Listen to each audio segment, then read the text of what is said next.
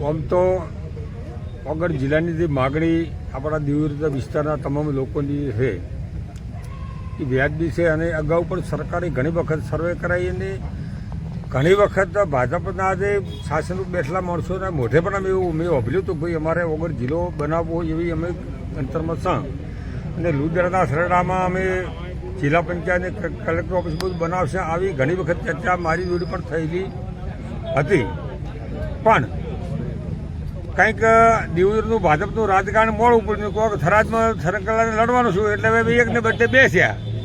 એટલે એને કારણે આપણાને અહીંયા છો છે પણ આપણે જે અત્યારે જે વાતને લઈને નીકળ્યા છે એમાં આપણા એક તાલુકાને કારણે કોઈ દડો પરિણામ આવે નહીં એનું કારણ છે કે બાજુના તાલુકા તો કદાચ રાડ ઉપાડે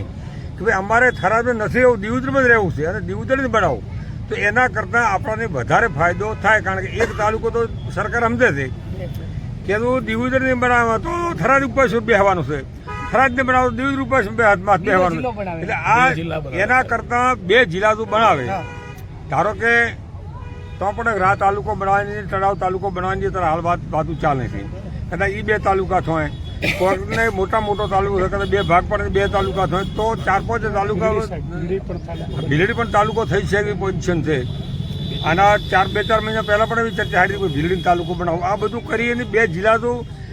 બનાસકાંઠાની બે ને બદલે 3 જિલ્લા બનાવી નાખે તો એનો લાભ દીવથી પૂરેપૂરો મળે અને આપણા ઓગણજી બાપાને બધા કરવા પ્રાર્થના કે આ ભાજપાની સાથે બુદ્ધિ આલે અને આપણને 3 જિલ્લો બનાવી એટલે એવી ભગવાન પ્રાર્થના કરે.